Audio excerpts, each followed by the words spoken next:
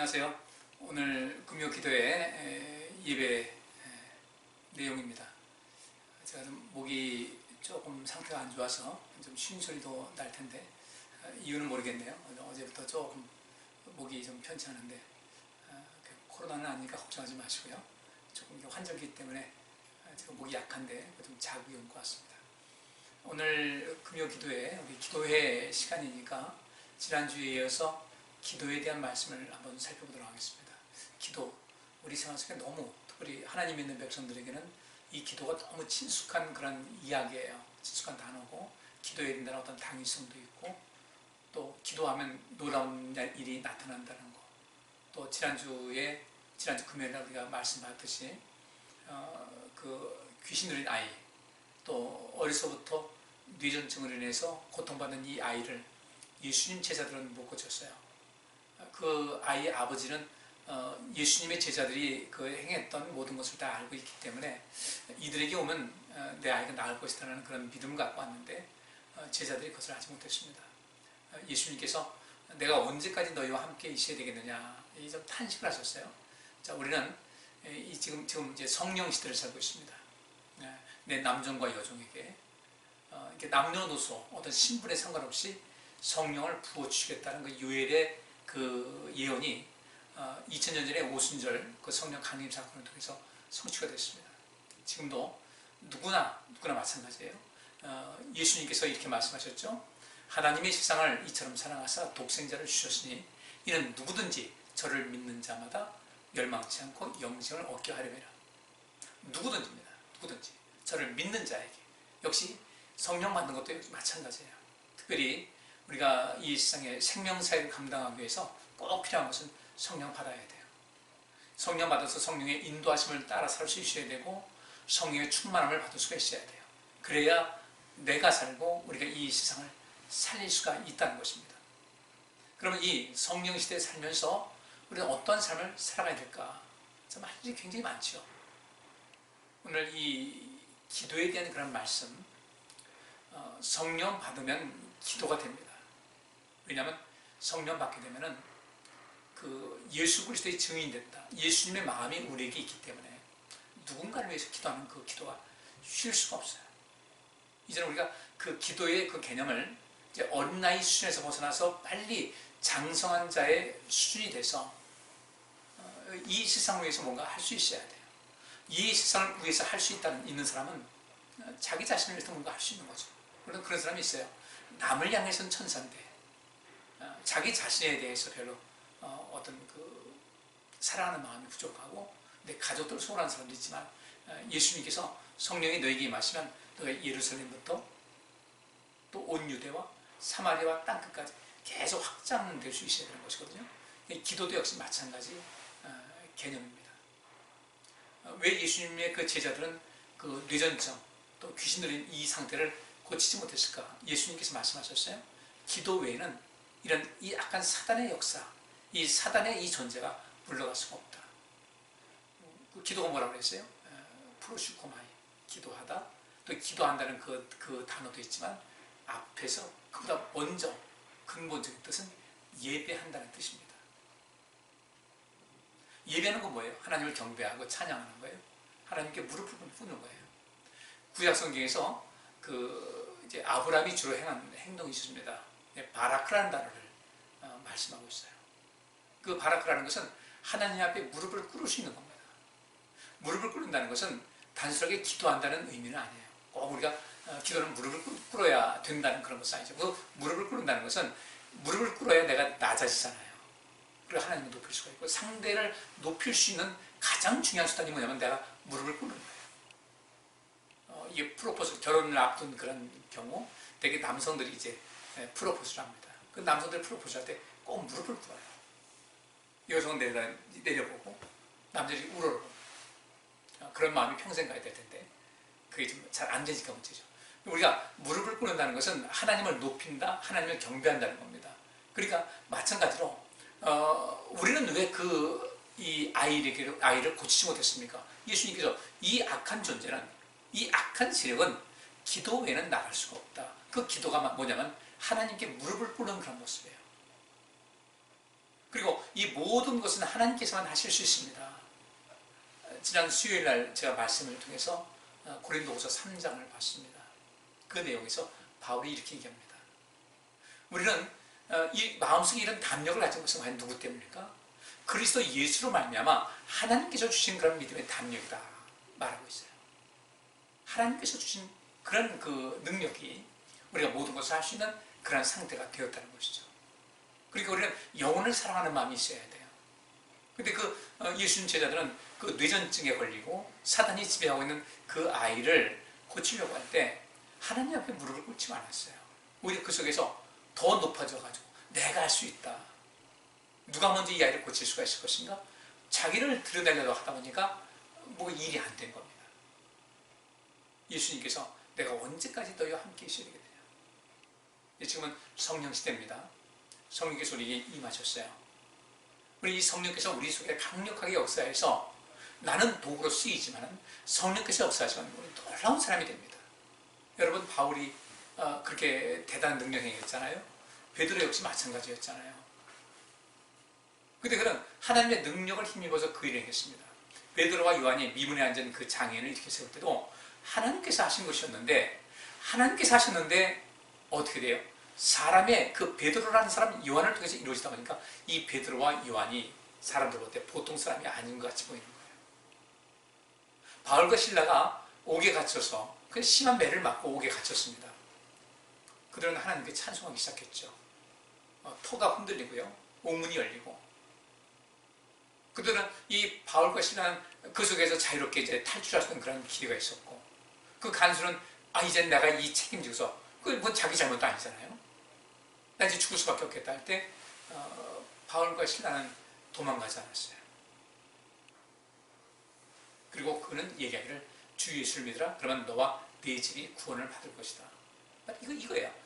거기서 옥문이 흔들려서 나올 수 있으니까 자기는 살 수 있을지 모르지만 그때 그 이유 없이 죽는 사람들, 피해를 당한 사람들, 고통당한 사람들을 위해서 바울은 떠나자는 거예요. 우리가 이제 이런 말씀을 보면서 성령 받은 사람의 삶의 모습이 무엇일까? 뭔가 다르다는 겁니다. 그들은 분명히 자기들만 집중하지 않아요. 상대방을 봐요. 이 세상을 바라봐요. 그리고 가장 이 속에서 유익된 것이 무엇일까? 우리 함께 유익된 것이 무엇일까를 거기서 바라보는 거죠. 예수님께서 이 땅에 오셔서 사역을 하십니다. 유익된 것이 무엇일까? 내가 살 수 있고 너희가 살 수 있고 세상에 살 수 있는 것이 무엇일까? 예수님께서는 그래서 하나님께서 원하시는 십자가에 죽으시는 것을 기꺼이 감당하신 거예요. 그런데 예수님께서 죽기까지 복종하시니까 하나님께서는 예수님을 오른손 높이 드시고 오른손으로 높이 드시고 이 모든 이름이여 뛰어난 이름을 주셨다. 예수님은 그 놀라운 사역 속에서 자신을 위해서 또 너희를 위해서 우리요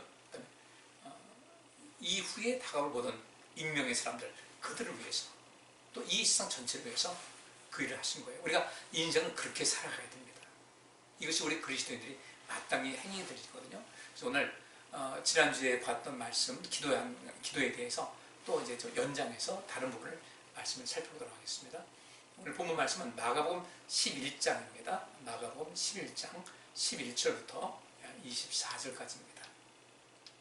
자, 우리 화면에 떴을 테니까 같이 읽겠습니다. 좀 잘 주목해서 아주 정독을 하세요. 예수께서 예루살렘에 이르러 성전에 들어가사 모든 것을 둘러보시고 때가 이미 저물매 12제자를 데리시고 베다니에 나가시다. 이튿날 저희가 베다니에서 나왔을 때에 예수께서 시장하신지라 멀리서 잎사귀에 있는 한 무화과 나무를 보시고 그 나무에 무엇이 있을까요? 가셨더니 가서 보신즉 잎사귀 외에 아무것도 없더라. 이는 무화과의 때가 아님이라. 예수께서 나무에게 일러 가라사대 이제부터 영원토록 사람이 네게서 열매를 따먹지 못하리라 하시니 제자들이 이를 듣더라. 저희가 예루살렘에 들어가니라 예수께서 성전에 들어가사 성전 안에서 매매하는 자들을 내어줘 주시며 돈 바꾸는 자들의 상과 비둘기 파는 자들의 의자를 둘러엎으시며 아무나 기구를 가지고 성전 안으로 지나다님을 허치 아니하시고 이에 가르쳐 이르시되 기록된 바 내 집은 만민의 기도하는 집이라 칭함을 받으리라고 하지 아니하였느냐. 너희는 강도의 구례를 만들어도다 하시매 대제사장들과 서기관들이 듣고 예수를 어떻게 멸할까 하고 꾀하니 이는 무리가 다 그의 교훈을 기이 여김으로 그를 두려워하밀러라. 매양 저물매 저희가 성 밖으로 나가더라. 저희가 아침에 지나갈 때 무화과 나무가 뿌리로부터 마른 것을 보고 베드로가 생각이 나서 여짜오되 라비여 보소서 저주하신 무화과 나무가 말랐나이다. 예수께서 대답하여 저희에게 이르시되 하나님을 믿으라. 내가 진실로 너희에게 이르노니 누구든지 이 산도로 들리어 바다에 던지우라 하며 그 말하는 것이 이룰 줄 믿고 마음에 의심치 아니하면 그대로 되리라. 이 말씀을 이제 한 거예요. 그리고 24절 이제 마지막 절입니다. 요거 주시면 저기 한번 주의하세요. 그러므로 내가 너희에게 말하노니 무엇이든지 기도하고 구하는 것은 받은 줄로 믿으라. 그리하면 너희에게 그대로 되리라. 이렇게 말씀하십니다. 또 한 가지 이제 제가 더 강조해서 드리는 말씀이에요. 25절까지 한번 보면 25절 보면 서서 기도할 때에 아무에게나 혐의가 있거든 용서하라. 그리하여 하늘에 계신 너희 아버지도 너희 허물을 사하여 주시리라 하셨더라. 아멘. 자, 우리 이 배경을 한번 보시겠습니다. 이 본문 말씀은 예수님께서 이제 고난을 받기 위해서 이제 종료주의를 지내는 겁니다. 예수님께서 마지막 고난을 위해서 예루살렘에 자원해서 들어가셨어요. 그리고 예루살렘에 이제 들어가신 다음에 이제 성전에 들어가서 모든 곳을 둘러보십니다. 어떤 곳일까? 이제 6월절 명절 때가 되니까 사람들이 많이 모였겠죠.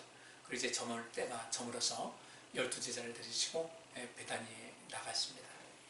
여러분 잘 아시는 대로 나사로와 그 두 자매가 있는 그 곳이죠. 그리고 이튿날 베다니에서 나왔습니다. 예수님께서 이제 시장하셨는데 멀리서 잎사귀 있는 한 무화과 나무를 보셨어요. 근데 그 나무에 무엇이 있을까요? 가셨습니다. 아무것도 없었어요. 그 이유는 무화과가 열매를 맺힐 때가 아니었어요. 근데 놀라운 일이 있습니다.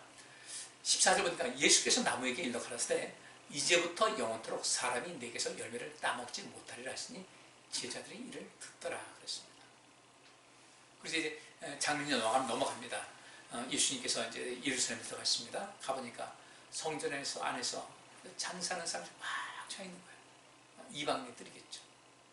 그래서 그 장사하는 사람들을 내어 쫓고 멀리서 온 사람들이 있으니까 돈 받고 있는 사람들이 환전상도 있을 것이고 또 재물로 쓸 것을 또 파는 사람도 있을 것이고 근데 그 분명히 밖에 나가서 해야 될 텐데 이 성전 안에 와서 그런 일을 하는 거예요. 예수님께서 이제 매매하는 사람들, 장사하는 사람들, 환전상들 그들의 그 상과 비둘기 파는 사람들의 의자를 둘러엎으시고 아무나 이런 장사하려고 하는 어떤 기분을 가지고 성전 안에서 이렇게 다니는 것을 왕래하는 것을 허하지 않으셨어요.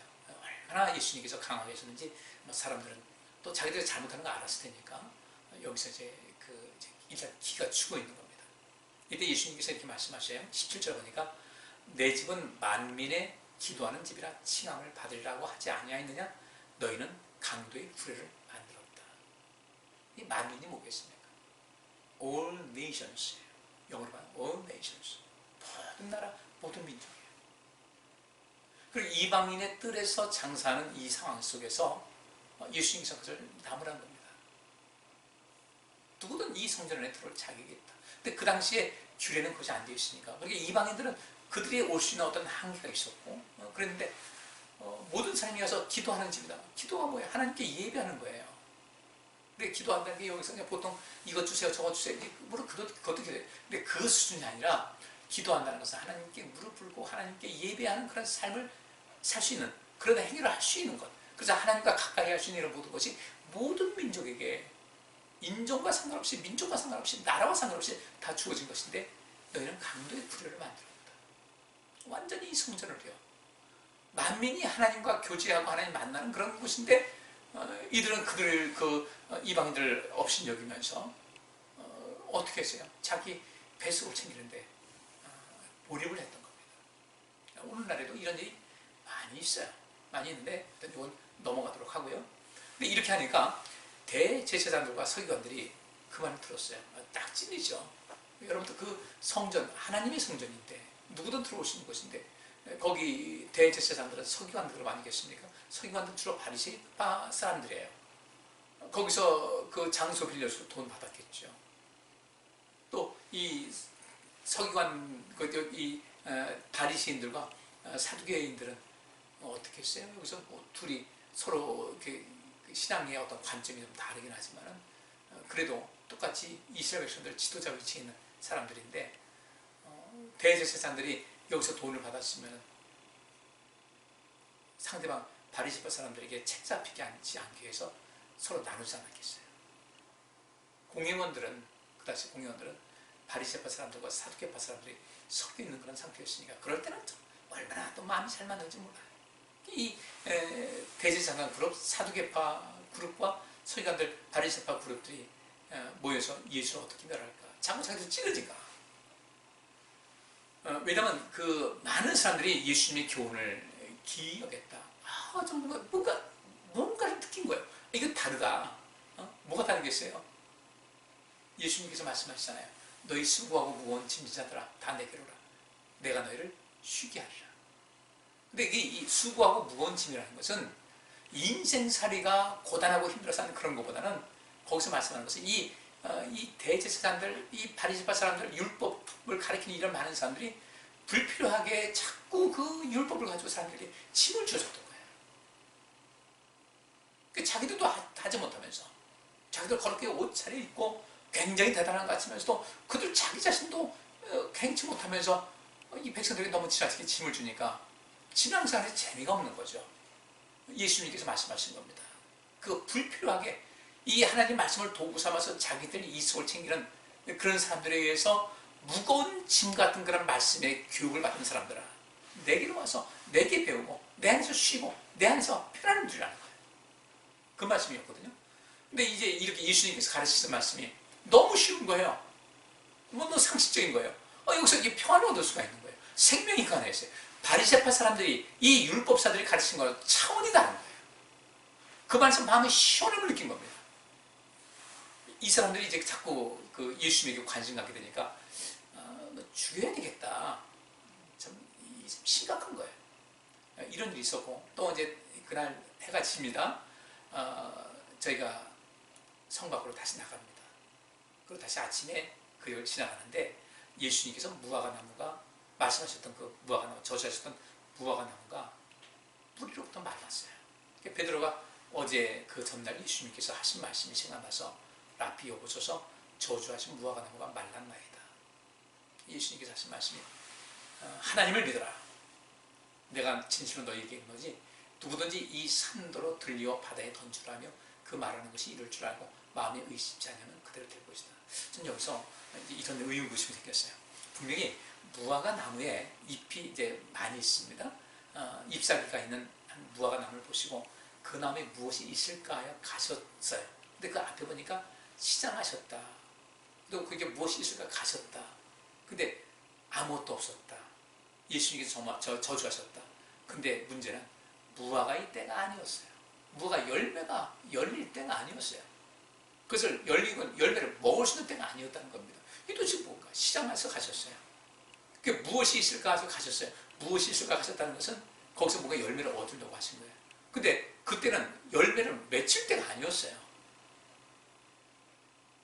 여러분 한여름에 대추 열렸다고 먹을 수 있어요? 못 먹죠. 가을 돼야 제대로 맛있는 거예요. 그 때가 안 되는 거, 안 돼서 안 열린 걸 어떻게 하겠냐는 거예요. 근데 예수님께서 말씀하시기를 저주를 하셨어요. 앞뒤가 안 맞아요. 그죠? 이 앞뒤가 안 맞는 것은 우리 이 속에서 우리가 어떻게 해석해야 될 것인가? 그냥 쉽게 상식선에서 얘기하면 돼요. 여기서 예수님께서 분명히 어떤 제자들에게 교훈을 주려고 하셨던 거예요. 어떤 교훈일까? 그렇잖아요. 사과들이 아니에요. 지금 이제 이런 사과 나오겠죠. 근데 뭐 7월 8월 가가지고 사과가 요만하게 열렸는데 그거 못 먹어요. 상품 가치도 없고 맛도 없고. 근데 예수님께서 그걸 찾으러 거기 가셨겠어요? 아니죠. 여기 있는 거니까 무엇이 있을까 하여 가셨다는 겁니다. 무엇이 있을까? 무엇이 있을까? 잘 보세요. 지금 어느 정도가 됐을까? 지금 저기 처음 열매가 이만하게 이렇게 저 자리를 잡았을까? 아마 그러지 않았을까?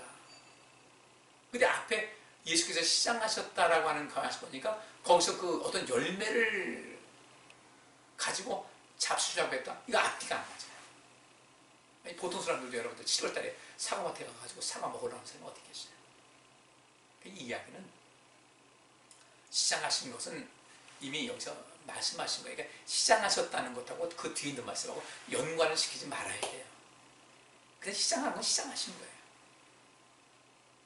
근데 거기서 우리 시장하는데 배고파서 집에 가서 무화 하나 먹을까? 열매 먹을까? 아니죠. 여기서 그럼 그 다음에 있는 것은 무엇일까? 하나의 교훈을 주고자 하는 거예요. 근데 여기서 중요한 것은 무엇이 있을까 해요. 무엇이, 지금 어떤 모습일까? 처음에 이 봄 돼서 이 은행나무가 이제 막 새순 나올 때 보면 아주 쬐끔한데 앙증맞은데요. 아유, 그것도 은행나무라고. 그렇게 조금만 더 은행잎의 모양은 그대로 있더라고요. 무화과 나무 이때는 이것을 따서 먹을 수 있는 그런 때는 아니어도 어느 정도는 좀 모양은 갖춰야 될 때가 아닌가 싶은 생각이에요. 제 생각에는. 근데 가보니까 그나마도 없더라는 거죠. 여러분들, 우리는 신앙생활 1년차다. 예수 믿고 1년차 됐어요. 1년차다운 모습이 있어야 돼요. 근데 그 1년차다운 모습이 없으면요, 사람들은 근심이 돼요. 되게 아이들이 태어나서 1년 되면 보통 걷죠. 걷든지 이 책상 이제 상 같은 거 붙잡고서 이렇게 걷는 신용을 하는데, 만약에 돌이 됐는데도 불구하고 앉아있기만 하고 전혀 일어날 기미를 보이지 않는다고 할 때는 부모님의 근심이 돼요. 근데 2년 되도록 2살이 두 번째 그 생일을 맞이했는데도 못 걷는다 할 때는 뭐 문제가 있는 거 아닌가, 당연히 의심이 되죠. 그런데도 병원에 안 가는 사람도 없겠죠. 그 아이를 병원에 데리고 가지 않는 부모는 없을 거예요. 우리 신앙생활도요, 우리가 내가 몇 년 차다, 몇 년 차 됐으면요, 몇 년 차에 열매가 있어야 돼요. 그죠? 우리가 보통 베테랑이 뭡니까? 베테랑이 멋있는 사람이잖아요. 그리고 또 비행 조종사가 있다. 이 사람 비행 시간이 얼마나 같으냐? 뭐 8,000시간, 9,000시간. 베테랑이라는 겁니다. 훨씬 많죠. 근데 그 조종사는 예를 들어 8,000시간이다. 부조종사는 얼마인가? 이제 막 훈련받았잖아요. 100시간, 20시간. 그 사람 배우는 거예요. 우리 신앙생활을 이렇게 오래 했어요. 오래 했는데 주님께서 무엇이 있을까? 우리를 바라보십니다. 무엇이 있을까? 바라봤는데 도무지 그 1년차, 2년차, 3년차, 4년차, 5년차 그 연차에 맞게끔 뭔가가 있어야 될 텐데 그것이 안 보인다? 심각한 거예요. 이 이야기는 뒤에 있는 말씀하고 이제 넘어가야 됩니다. 성전 안에서 장사하는 사람들이요, 대제사장들이요, 뭐 어려서부터 하나님의 말씀을 알고 배우게 해가지고 뭔가 다른 사람인데, 이 사람들은 하나님의 아들이신 예수님을 알지 못하고 죽이려고 했어요. 여러분, 얼마만큼 열매? 10년차? 모태신앙? 모태신앙인데 모태, I can't do it, 나 아무것도 할 수 없다, 이러면 심각한 거예요. 신앙생활 한 10년 했어요. 성경책 딱 잡아가지고 어디쯤 있지 딱 잡아서 탁 펼치고 빨리 찾아야 되는데 이걸 막 넘기듯이 하면은 안 되는 거죠. 이렇게 훅 해가지고 딱 한번 잡아야 되는 거예요. 이건 이 정도 어느 정도 있다. 딱 잡아서 탁 했을 때 적어도 탁 나올 수 있어요. 정확하게 나오지 못하더라도 근처는 갈 수 있게끔 해야 되지 않겠어요? 그게 안 되면 안 돼요. 그게 안 되시면 안 돼요. 아직까지 성경이 어디인지 몰라가지고 그걸 찾으려면 기웃기웃거리고, 저는 대신만 가서 했을 때 찾지 못하는, 옛날에 그랬어요. 알겠지 했는데 당황해서 못 찾을 때. 그래서 요즘은 제가 그런 분들을 위해서 어떻게 앉았어요? 어디 자꾸 생각하면 몇 페이지입니다 라고 알려드려요. 이게 잘 하셔야 돼요. 잘 하셔야 돼요. 이런 가운데 이제 예수님께서 바로 이 사건이 있은 다음에 성전 들어가서 성전을 정화시키는 그런 과정입니다.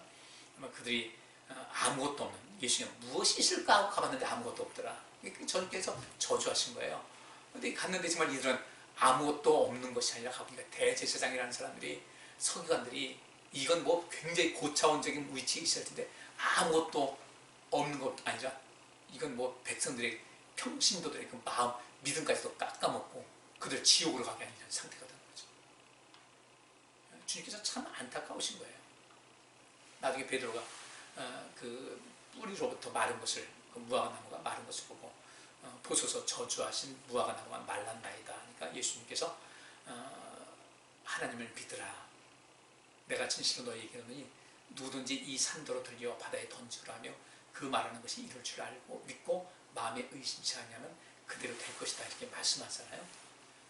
그러니까 이 말씀, 오늘 이 주제가 아니고 다음에 제가 말씀드리도록 하고, 정말 중요한 것은 그겁니다. 그 24절 말씀은 핵심인데, 그러므로 내가 너희에게 말하노니 무엇이든지 기도하고 구하는 것은 받은 줄로 믿으라. 그리하면 너희에게 그대로 되리라 말씀을 하셨어요. 여기 한번 보세요. 무엇이든지 기도하고 구하는 것은, 기도하는 건 뭐고 또 구하는 것은 뭐지? 근데 따로 구별을 해놨어요. 기도하고 구하는 것은. 우리 기도하는 것이 구하는 것이고 구하는 것이 기도하는 것이다. 우리 보통 그렇게 알고 있잖아요. 근데 여기 있는 말씀, 기도하면서 구하는 것은 받은 줄로 믿으라. 이게 뭐지? 무엇이든지 기도하고 구하는 것은 받은 줄로 믿으라. 그리하면 너에게 그대로 될 것이다. 기도하고 구하고, 그게 기도하면서 구한 것은 받은 것으로 믿어라. 이 세 가지. 쭉 일직선상입니다. 연장선상이에요. 그래서 뒤에 이제 하신 말씀이 이런 겁니다. 25절에 바로 뒤에 말씀이, 서서 기도할 때에 아무에게나 혐의가 있거든 용서하라. 그리하여 하늘에 계신 너희 아버지도 너희 허물을 사하여 주시라 하셨더라. 여러분들 우리가 한번 가만히 생각해 보시자고요. 오늘 여기 있는 말씀을 가만히 생각해 보세요. 먼저 기도하고 구하는 것이라는 뜻이 과연 무엇일까? 기도하고 구하는 것이 무엇일까? 좀 어떻게 생각해 보셨어요? 기도하고 구하는 것은 무엇일까? 그리고 또 뒤에 있는 말씀에 그 기도한다는 그런 단어하고 25절에 서서 기도할 때에 아무에게나 혐의가 있거든. 여기서 24절에 기도하고 하고 25절에 기도한다는 것은 프로슈코마이라는 똑같은 단어가 쓰여집니다. 아까 말씀드렸죠. 이 프로슈코마이, 기도한다는 그 단어에서 프로슈코마이라는 것은 기도하다, 예배하다, 하나님을 높이다, 찬양하다, 경배하다는 이야기예요. 그런 뜻이에요. 마치 하나님께서 베드로에게 아브라함에게 복 주실 때, 내가 너에게 복 주고 하실 때 그 복 준다는 것이 무릎을 꿇다, 하나님을 높이다, 찬양하다, 경배하다, 이런 뜻인데, 이 아브라함에게 굉장한 믿음의 은사를 주셔서 아브라함은 늘 하나님 앞에 무릎을 꿇고 그분의 말씀을 기다릴 줄 알았어요. 자기 멋대로 하지 않고 뭔가 모르면 그분의 뜻이 무엇인가 하나님께 여쭤볼 줄 알았다는 거죠. 이게 하나님 경배하는 거 아니에요? 우리 보고 나 이거 내가 뭐 할 수 있지 하는 것이 아니라 작은 것이라도 주님 이 속에서 제가 실수 없도록 도와주시고 제게 지혜를 주옵소서. 갈 길 바로 가게 하여 주옵소서. 주님께서 친히 말씀하실 것이 아니어서 내가 어떤 것을 간다 할지라도 그 길이 옳은 길이 되게 하시고 주께서 원하시는 길이 되게 하옵소서. 주님께서 우리에게 생각해 주셔서 뭐 그때는 이렇게 해라 저렇게 해라 하지 않더라도 내가 가는 길이 되는 거예요. 저는 제가 좀 이런 것이 있더라고요. 잘 모르겠어요. 지금 내비가 있으니까 하지만 근데 여기 어딘지 잘 모르겠어요. 근데 전리 가면 될 것 같다라는 느낌이 오잖아요. 제가 뭐 어디 가서 옛날에 주소 하나만 가지고도 어딜 찾아가게 되면요 아주 쉽게 갔어요. 주소 하나만 가가지고요. 여기 가서 또 그 남자들은 길 물어보는 거 별로 안 좋아하거든요. 그래서 전리 가면 될 것 같다면 거의 90%는 맞았어요. 그래서 사람들이 놀랐어요. 이거 어떻게 찾아왔냐. 우리 하나님이 저에게 좋은 도움을 주시는 것이 이제 막 그런 것이 있는 것인데, 자, 이제 빨리빨리 진행하겠습니다. 기도한다라는 것은 프로슈코마이, 아까 말씀드렸어요. 경배하다, 찬양하다, 하나님을 높이다, 이 기도한다는 뜻이고, 이 구한다는 것은 아이테오인데, 이 아이테오라는 것은 마태복음 7장 7절에 있는 대로 구하라 그러면 주실 것이요 라는 말씀이죠. 또 야고보서에서 누구든지 지혜가 부족한 자는 후히 주시고 꾸짖지 아니하시는 하나님께 구하라, 청구하는 거예요. 하나님 이런 것이 필요해요 하고 청구하는 거예요. 근데 그 구하는 것 이전에 우리가 할 것은 하나님을 경배하고 높여야 돼요. 이것은 하나님께서 하실 수 있습니다. 하나님께서는 반드시 응답하실 줄 믿습니다. 믿는 거죠. 다윗이 이야기한 대로 내가 사망의 음침한 골짜기로 다닐지라도 해를 두려워하지 않을 것은 주께서 나와 함께 하십니다. 주의 막대기와 지팡이가, 막대기는 뭐예요? 우리를 보호하는 보호의 도구죠. 막대기. 지팡이는 뭐예요? 우리 인도하는 거예요. 모세가 들었던 것 같아요. 우리 인도하시고. 어떤 걸 기도할 때 하나님께서 모든 것을 인도하시고 나를 모든 위험에서 지켜주실 줄 믿습니다. 기도할 때 먼저 하나님을 높이는 것, 그 앞에 무릎을 꿇을 때 이 우리 신체에 무릎을 꿇는다는 것보다는 우리 마음에 무릎을 꿇어서 주님 앞에 정말 간절한 마음으로 주님께서는 하실 수 있습니다. 나는 하나님 찬양합니다. 하나님, 저를 불쌍히 여겨 주옵소서. 저 하나님 너무 사랑합니다. 저는 하나님 너무 좋습니다. 주님께서 응답하실 것을 믿습니다. 그걸 높이면서 그 깊은 친밀감을 가지고 주님 앞에 어떤 이야기라도 할 수 있는 그런 자세예요. 이게 기도하는 거예요. 예배자의 자세. 하나님을 높이고 하나님을 경배하고 하나님을 찬양하는 그 자세 속에서 내가 무엇인가를 구하게 되면 마태복음 7장에 있는 말씀대로 좋은 것을 주시지 않겠냐. 좋은 것. 우리 성도님들 이것을 아셔야 돼요. 고린도전서 10장 31절부터 33절까지 보면 이런 말씀이 있습니다. 그런즉 너희가 먹든지 마시든지 무엇을 하든지 다 하나님의 영광을 위하여 하라. 먹든지 마시든지 무엇을 하든지, 무엇을 하든지, 기도를 하든지, 그죠? 먹든지 마시든지 기도를 하든지, 먹든지 마시든지 일을 하든지, 먹든지 마시든지 집안일을 하든지, 직장생활을 하든지, 사업을 하든지, 통치를 하든지, 뭐든 하든지 다 하나님의 영광을 위하여 하라. 이것이 바로 다른 것이 아니라 무엇이든지 기도하고 구하는 것이라고 할 때 무엇이든지 기도라는 것은 다른 것이 아니라 먹든지 마시든지 무엇을 하든지 다 하나님의 영광을 위하여 할 수 있는 삶의 자세가, 이 삶의 양식이 몸에 배 있는 사람들이에요. 이런 사람들은 하나님께서 놀랍도록 역사하시고 받은 줄 믿으라는 거예요. 받는다는 거예요. 100%. 그러면서 32절 말씀에 유대인에게나 헬라인에게나 하나님의 교회나 거치는 자가 되지 말아라. 다른 사람에게 좀 속된 말로 진상, 화상 이런 거 되지 말라는 거예요. 거치는 자가 되지 말아라. 항상 봤을 때 저 사람이 참 너무 좀 보기 아름다워. 이런 모습. 나만 뭐 문제 없다고 생각하면 뭐예요? 남들이 중요한 거죠. 남들이 나를 어떻게 보는가? 거치는 자가 되지 마라. 걸림 떠지 마라. 좀 되지 말라. 그리고 그 33절 이렇게 있어요. 나와 같이 모든 일에 모든 사람을 기쁘게 하여 나의 유익을 구치 아니하고 많은 사람의 유익을 구하여 저희를 구원을 얻게 하라. 자기 자신의 유익만이 아니라 많은 사람의 유익을 위해서 저희를 구원을 얻게 하라. 여기서는 구원 얻는다는 것은 천국 가도록 인도하는 것도 마찬가지지만 인생을 살아가면서 어려움 당하는 사람들 있잖아요. 가난한 자에게 복음을 전하는 말씀대로 그 가난한 자, 무엇 때문인지 뭐 경제적이든 뭐 심리적이든 뭐 어떤 그 여러 가지 환경에 어려움을 당하는 그들에게 구원 얻어서 그 마음속에, 그 삶 속에 필요한 것을 채워주는 역사를 있을 수 있도록 그렇게 하라는 겁니다. 하나님께서 우리를 부르신 목적인 것이고 너희는 먼저 하나님의 나라를 구하라는 그 이야기도 바로 그것 때문인 거예요. 많은 사람의 유익을 구하여 저희를 구원에 이르게 하도록, 그래서 삶의 가난한 자들이 편함을 얻을 수 있도록 하는 것이 우리의 사명이거든요. 그렇다면 우리가 하나님께 구합니다. 어떤 것이 이것이 필요합니다. 청구하고 구할 때도 그 모든 것은요, 하나님의 영광을 위해서 구할 수 있어야 돼요. 이런 말씀이 또 있죠. 야고보서 4장 1절부터 3절까지 보면 이런 말씀이 있어요. 너희 중에 싸움이 어디로, 다툼이 어디로 쫓아나느냐는요, 너희 지체 중에서 싸우는 정욕으로 쫓아난 것이 아니냐. 너희가 욕심을 내고도 얻지 못하고 살인하며 시기하여도 능히 취하지 못하나니 너희가 다투고 싸우는도다. 너희가 얻지 못하면 구하지 아니하며 구하여도 얻지 못하면 정욕으로 쓰려고 잘못 구함이니라. 자, 오늘 이 말씀을 본 말씀하고 한번 연결시켜보자고요.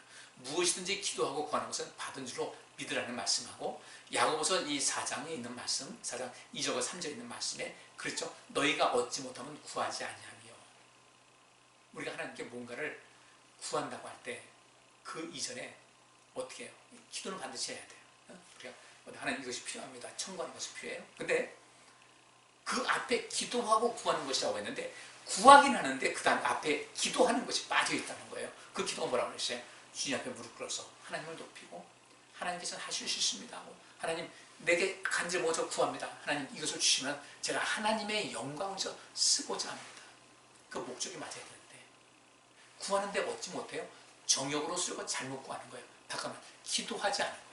정욕으로 쓰려고 잘못 구한다. 정욕으로 누가 쓰려고? 내가 쓰려고. 그러니까 하나님의 영광에서 살려고 하는 이 모든 생활을 하면서 구하는 것은 받은 줄로 믿으라는 겁니다. 무슨 얘기인지 아시겠죠? 근데 구하는데 다 나 때문에 내 것 채우자고 하는 거예요. 정욕으로 쓰려고 잘못 구한다. 정욕으로 쓰려고 구하는 것은 절대 받지 못해요. 그럼 오늘 본문에 있는 말씀을 이걸 엮어가지고 제가 이렇게 말씀드릴게요. 무엇이든지 기도하고 구하는 것은 받은 줄로 믿으라. 무엇이든지 정욕으로 쓰려고 하지 말고 하나님의 영광을 위해서 쓰려고 구하면 받은 줄로 믿으라는 겁니다. 무슨 얘기인지 아시겠죠? 예수님의 제자들이 그 뇌전증에 걸린 귀신들이 아이를 고치지 못한 것은 정욕 때문에 그랬어요. 자기들 난 이런 사람이다. 아니 나 이게 이런 거 하나 못해? 그런데 귀신이 뭐라고 해요? 웃기고 있네. 네 속을, 야 하나님께서 너희 같은 속을 응답하시겠냐? 귀신이 더 잘라. 하나님께서 역시 응답하지 않으셨어요. 우리는 기도 응답받을 수 있는 그런 조건, 기도할 수 있는 자격이 있죠. 믿지 않는 사람은 암만 기도해도 소용없어요. 우리 기도할 수 있는 자격이 있어요. 하나님의 아들, 딸이니까. 그 기도하는 것이 자꾸 응답받아야 재밌잖아요. 그래야 기도도 재밌고, 그래야 구하는 것이 채워질 때 신앙생활에 재미도 있어서 이렇게 동력이 커지는 것인데, 그런 것이 안 돼 있으니까 자꾸 신앙생활 동력이 떨어지는 거예요.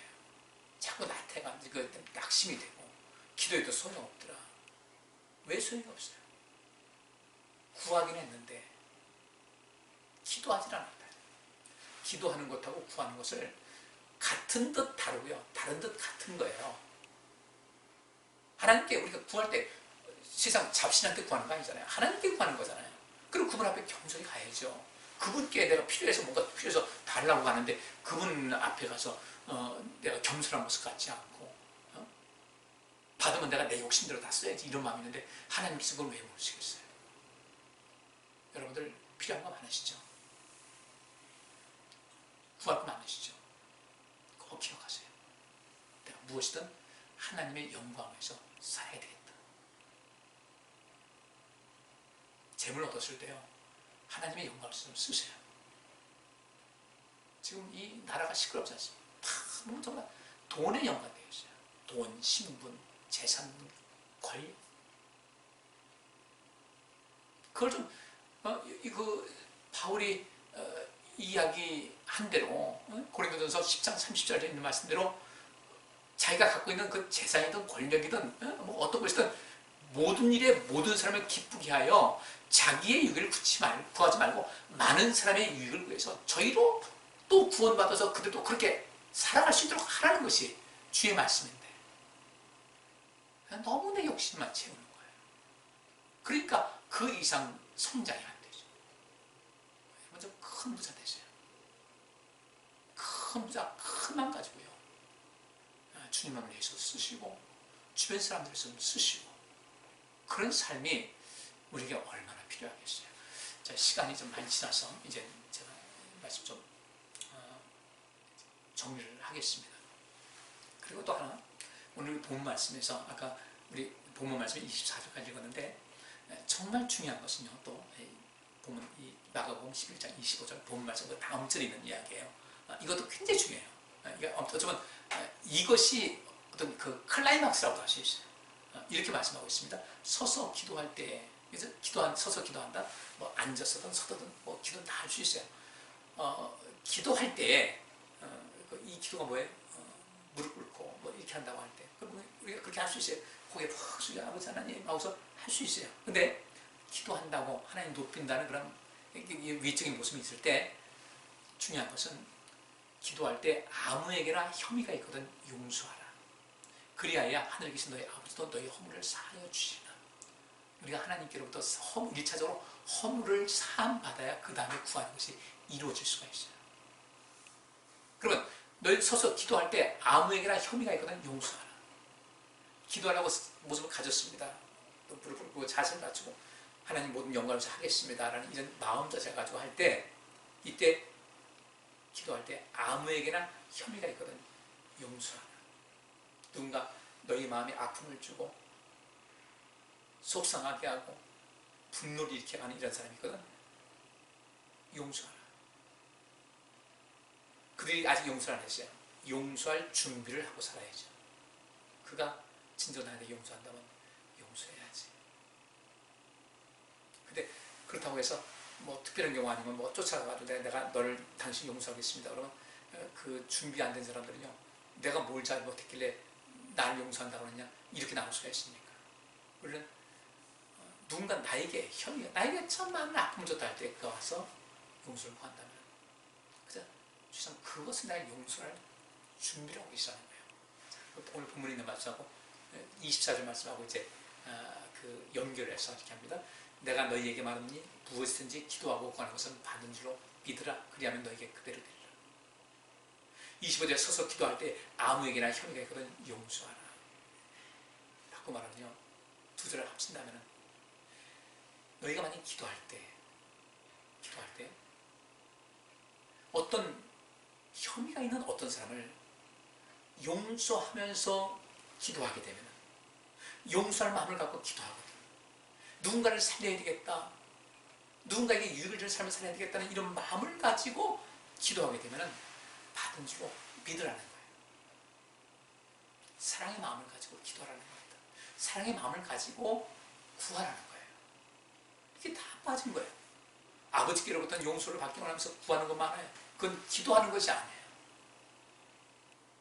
내가 누군가 나에게 잘못한 것인데 그 사람이 나와서 정말로 용서를 구한다고 할 때 그 사람을 용서한 마음을 가지고 있은 다음에 기도할 때 그 기도가 응답이 되는 건데, 내 눈에 흙이 들어가도 난 용서 못하겠다, 지가 뭘 잘했다고 나한테 이러고 있어, 이러면 갖지 말라는 겁니다. 그렇다고 필요 없이 먼저 가지고 내가 용서할게 이렇게 하지 말라는 겁니다. 적어도 그가 용서를 구한다면 용서를 가져라. 그가 용서를 구하러 오지 않는다 할지라도 그를 미워하는 마음은 내려놓으라는 거예요. 그게 기도하는 거예요. 그런 기도 속에 다음에 구하면 그것이 이루어지는데, 그런 것이 전혀 준비가 안 돼가지고 사랑하고 사세요. 용서할 준비를 갖고 인생 살아가세요. 더 이상 과거에 얽매여서 인생 살아가지 마세요. 과거의 아픔, 상처, 그렇게 아프고 힘들었으면 그걸 가지고 나와 같은, 자기가 그런 경험을 했는데 자기같이 힘들어하고 아파가지고 힘들어하는 그런 사람들, 가난한 사람들 아니에요. 그들의 마음을 이해하고 그들 삶을, 그들을 치유하기 위해서 상처 입은 치유자로서 다가서라는 얘기예요. 사회적인 사건 참 많습니다. 우리 할 일도 많고. 꼭 기억하세요. 정욕으로 쓰려고 구하면, 정욕으로 쓰려고 하는 그것이 기도하지 않는 거예요. 기도하고 구하는 것은, 오늘 본문이잖아요. 기도하고 구하는 것은, 이것을 아까 말씀드렸죠. 정욕으로 쓰는 것이 아니라 하나님의 영광을 위해서 인생을 살리려고 마음 굳게 놓고 그 목적하에 하나님께 구하는 것은 받은 줄로 믿으라. 그러면 너에게 그대로 될 것이다. 내 인생을 살면서 나에게 아픔을 주고 상처를 준 사람이 있다 하지만은 그들을 언제든지 용서할 마음 갖고, 그들의 용서를 구하러 오지 않는다 할지라도 언제든지 그들의 내가 용서하고 손잡고 살아야지라는 그런 넓은 마음을 가지고, 사랑의 마음을 가지고 구하면 받은 줄로 믿으라는 겁니다. 주님께서 언제든지 나를 필요로 한다면 나는 기꺼이 주님을 위해서 일할 수 있다라는 그런 그 마음을 갖고 구하면 다 주신다는 거예요. 누구든지 내가 가난한 자에게 복음을 전하게 하시고 내게 성령 주셨다고 했으니까, 누구든지 내 앞에서 어떤 가난한 삶, 어떤 나의 도움이 필요로 하는 어떤 사람이 있을 때 나는 정말 뭐 이거 도저히 이것을 도울 수 있는 그런 상황이 아니라고 누가 봐도 그렇게 여기는 그런 상황이 아니라면은 나는 그들을 도우면서 그들에게 복음이 되는 삶을 살겠다라는 이런 마음을 가지고 구하면은 받은 줄로 믿으라는 그대로 다 된다는 겁니다. 우리 이 준비가 안 됐던 거예요. 기도는 구하는 것은 기도가 먼저다. 하나님의 영광을 위해서 사는 거, 하나님의 뜻을 이루며 살아가는 거.